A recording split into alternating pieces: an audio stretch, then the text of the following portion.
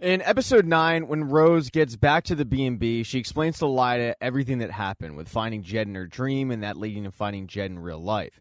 She says, I know it sounds crazy, but Lyda turns around and says, no, that's not crazy. I'm pregnant with my dead husband's baby. That's crazy. Rose tries her best to explain to Lyda that she's a dream vortex, what that means, and she vows to fix all of this, but Lyda doesn't want it fixed. She wants the baby. She also tells Rose that she's seriously considering her husband's offer to just live in the dream world with him. She doesn't really feel like she has a life in the real world, and the dream world is way more enticing. Matthew watched this whole conversation go down, and he's been watching everything. But somebody getting pregnant from a dream, he has to report that back. But he does so initially to Lucienne. And Lucienne knows what's going on. Rose is weakening the walls between the realms, the waking world and the dream world. But then she remembers what Morpheus said, and she says, you know what? This is none of my business. I'm, quote, just a librarian. She explains to Matthew that Morpheus has kind of always been this way, like a jerk, and that he's determined to deal with the vortex and the missing dreams by himself. So from now on, give any news you have directly to him. Before Matthew leaves, he does tell Lucienne, you really should make up with Morpheus. Now is not the time to be fighting. As Matthew is giving this update to Lucienne, Rose is getting an important phone call from the Corinthian. She doesn't know it's the Corinthian, though. She just thinks it's a good Samaritan who found her brother. And the Corinthian tells her, we're currently at the Royal Empire Hotel. Come meet us. The Royal Empire is a few hours away, but that is also the location of the Serial Killers Convention. Although, to the general public, it's just a serial convention. Right as she's about to leave, she gets a knock at the door, and it's Gilbert, who tells her that they're running low on the missing posters. And Rose excitedly tells him, we don't need him anymore. I got a phone call, and he's in Georgia. I'm headed there now. Gilbert's pretty excited about this and says, you gotta let me accompany you. Takes a little bit of convincing, but Rose is all for it. A little bit of a road trip. Rose and Gilbert then hop in the car on a mission to go get Jed. Meanwhile, the Corinthian and Jed check into the hotel. As the Corinthian is at the front desk, he's approached by the same people that organized the event, and they give him all of his packet and his name tag. But when they notice that he's with Jed, they tell him, you may want him to stay clear of the convention area. So the Corinthian puts Jed in Rose's room and then heads down for the opening ceremony. The guy organizing the event gets up there, thanks everybody for coming, and lays out the ground rules. The first is no real names. You're only using code names here. The second is nobody kills during the convention. Wait till after that's over. And then he explains to everybody that the original speaker couldn't make it, but they got a replacement, and that is the Corinthian. And everybody is shocked. Everyone's thrilled. They give him a standing ovation. There's then a little bit of a lull, and they wait for cocktail hour. Meanwhile, Gilbert and Rose Walker are pretty close to the hotel. As Rose and Gilbert are getting better acquainted, she gets a phone call from Unity. She gives Unity an update, and Unity in turn is going to send her tickets to get both her and Jed over so that she can meet Jed. She's also going to talk to her lawyer, Mr. Holdaway, about Rose becoming Jed's legal guardian. But when she gets off the phone, she starts telling Gilbert about her fears, like mainly what happens if Jed doesn't like her, or even worse, what happens if she doesn't like him. And Gilbert kind of laughs and says, I'm impressed. I mean, you allowed yourself to be happy for about a minute there before inventing some new problem for yourself. And the thing is, Rose is just nervous. But they have about an hour before the drive is over, and she ends up dozing off a little bit, going into the dream realm. And she goes into Lyda's dream, which has been great. Her and her husband have been banging each other's brains out, although there was a slight disturbance. They felt the ground shake, but when they went outside, they saw nothing. And that's because they were just too far away. There was indeed an earthquake going on in the dream realm, but they're ignorant to all of it. When Rose does run into Lyda in her dream, Lyda has gotten more pregnant real fast. She looks like she's due. To Dream World Lyda, though, it's been months. To Rose and the rest of reality, it's been all of 2 hours. But time just moves differently in the dream realm. As the two women make their way to the house that Lyda's dead husband created for her, they find out that Hector, the husband, isn't the only person there. So is Dreams.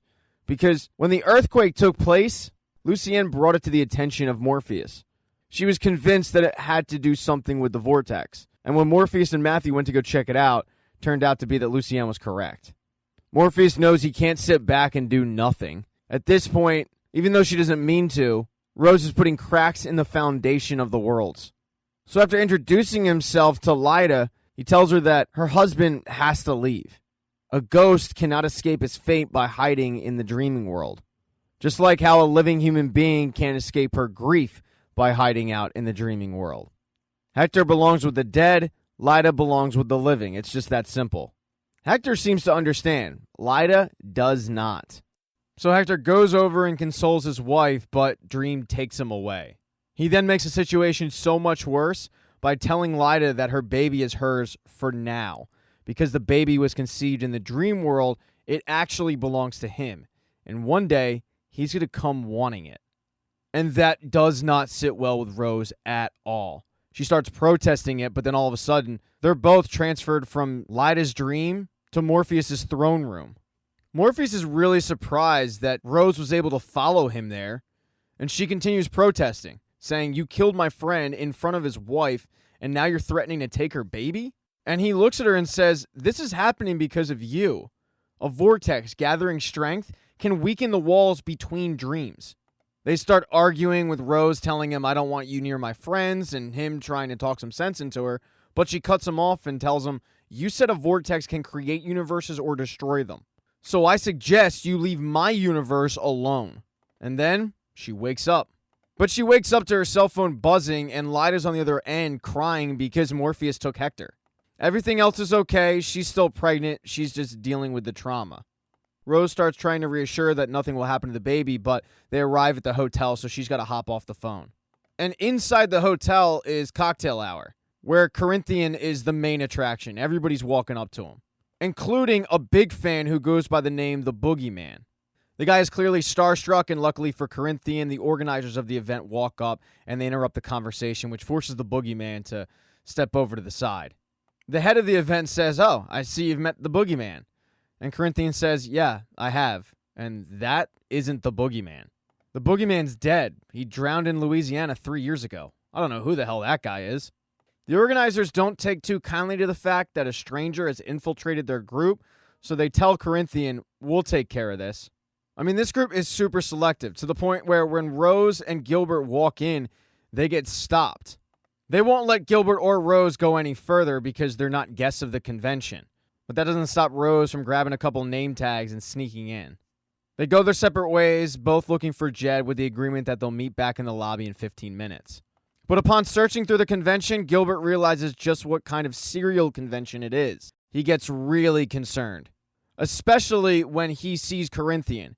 And Corinthian makes eye contact with him, and it seems like the two know each other. But Corinthian doesn't say anything because he's talking to the organizers of the event who have found out who this, quote, Boogeyman really is. He's just a fanboy. They have to do something about this guy, so they agree to kill him. Corinthian then notices Gilbert once again as Gilbert is leaving a message for Rose at the front desk, but he gets interrupted by this fake Boogeyman, so he decides to strike, luring him down into the basement where he, along with the other organizers, are going to kill him.